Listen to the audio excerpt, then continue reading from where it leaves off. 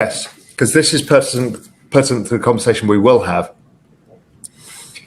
The one thing many of us got wrong, and I will hold my hand up to that, is back in the late 90s, we all saw the internet bubble and we went, and we still to the day refer it to as the internet bubble. But we were wrong, really. Truly. It was really just overpricing. Yes, the market collapsed, but there was no bubble in actually what was going on. What was going on was a secular shift so enormous that none of us had lived through anything like it before. It was the rise of exponential growth. Exponential growth based on network effects are wildly different than exponential growth of somebody who sells more goods, right? Because network effects means that people have basically create a more robust growth mechanism by more people joining it. The best example, or the internet itself, mobile phones, they're all driven by what's known as Metcalfe's law. They're valued actually not necessarily on the data that trades over the phone network, it's the number of nodes on the network, because there is so many things you can use it for. And Barney's just proven that, but he can take over the entire digital India because he owns the network. So the network value is enormous. Facebook then walked in, and Google, and created network, and Amazon, the three giants, and they are network effect businesses. So Amazon was a network effect of retailers. They put all the retailers in one place and then put all of the eyeballs in one place, and you've created a place that nobody cannot do business with. Facebook, they had a simple thing, which was, I'm going to let you connect with your friends, and you're going to invite your friends. So you create network effect.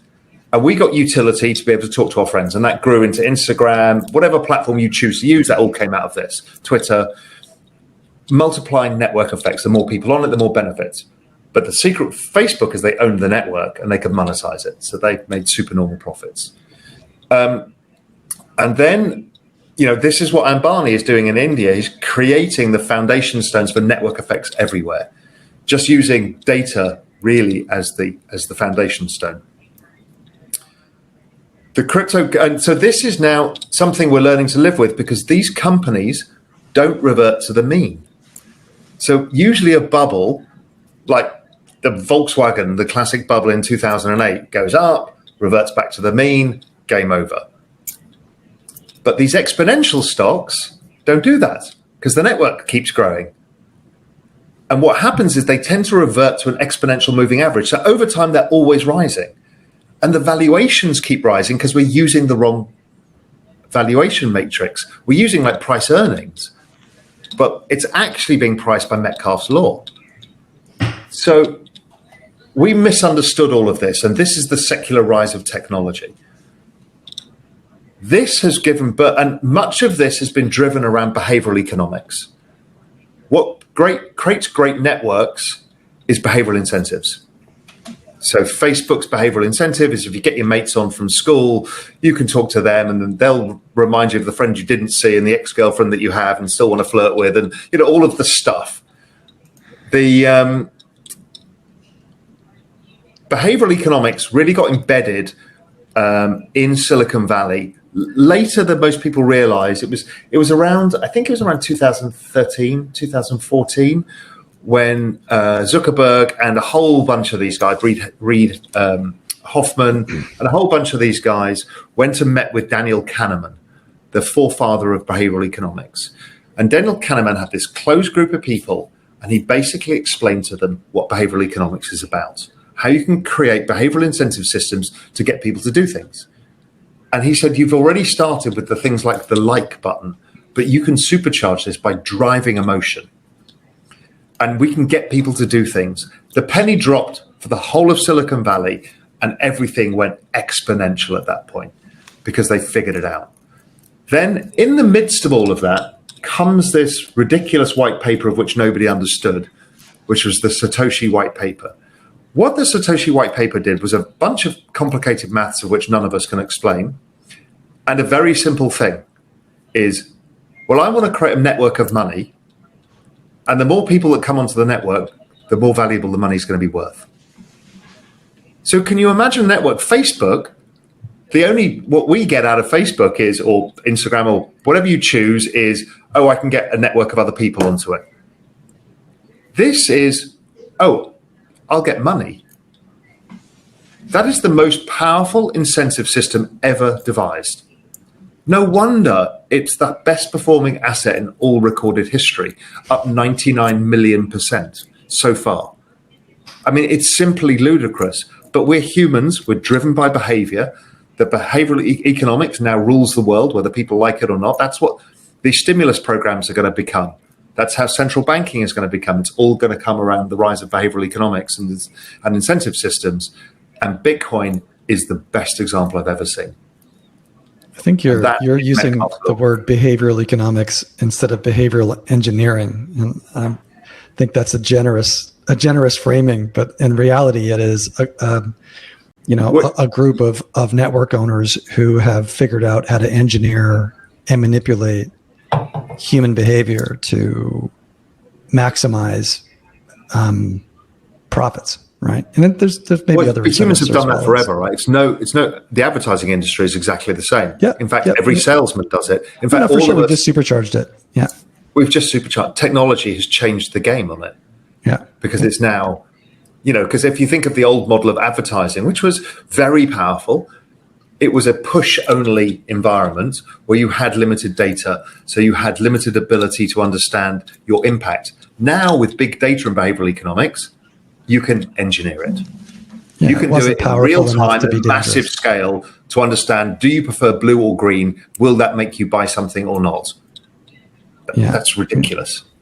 Yeah. The scale that software allows is incredible. The adoption rate. And networks have so many people on them. There's very little hard work delivery system, right? You think about the network effect of a fax machine. Very similar. The first fax machine's not worth anything.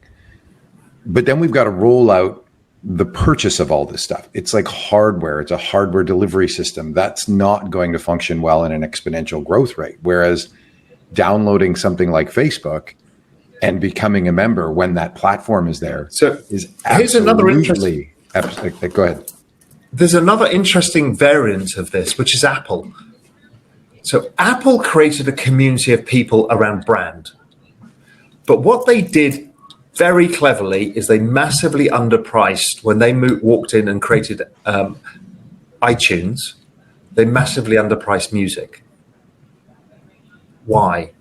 What they did was they got hundreds of millions of people using iTunes and then sold them hardware.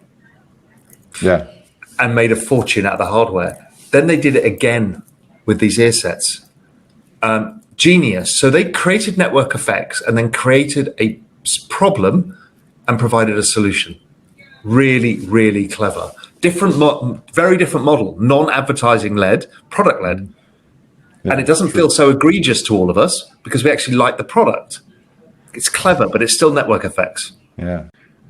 Right. So it seems to me like technology's got this built-in redundancy, like fashion, where something's just not cool anymore and thus needs to be replaced. The coat's warm, the pants work, but let's change the cut, the boot cut, let's change the look, and that just makes it go away. And then you need the new thing, the new ear pod, the new iPod, and create with the added dimension that the new tech typically has more features, right? Whereas for fashion, it's sort of like you need to stay fresh and cool, right? And there's an element of that, I think, to tech, certainly Apple tech, right? There's a cachet to having the most recent Apple product, right? And there's also this added benefit that it typically has more features that are useful and that further the network effects, right? So Raoul, I'm totally buying this thesis. Again, though, it's one of these questions of like, if something can't go on forever, then it'll stop. And I look at these platform companies and think Metcalfe's law, exponential growth. Eventually, the power that these companies wield will exceed the power of governments. How do governments react to that? It's I think we've seen other times in history when companies have grown too large and there's been a bit of a backlash politically, right? And you've had these sort of antitrust periods, right? Do you see any of that in? Yeah, I mean, Google owns more data. So the thing people don't understand about Google is they own more data on more people than any entity in the world. People worry about the Chinese having all the data. Google has it all. We don't even ask how safe is that data. How many cyber hacks are they getting from the Chinese? It's never mentioned, right? So clearly it's a very super important thing. My guess is they're going to end up splitting Google's data from, let's say, other parts of it, Facebook from its data. I think we will see that. But what's also happening is the customers getting pissed off with this. And so the users, I mean, I don't use a Google browser. I use Apple because it's less intrusive.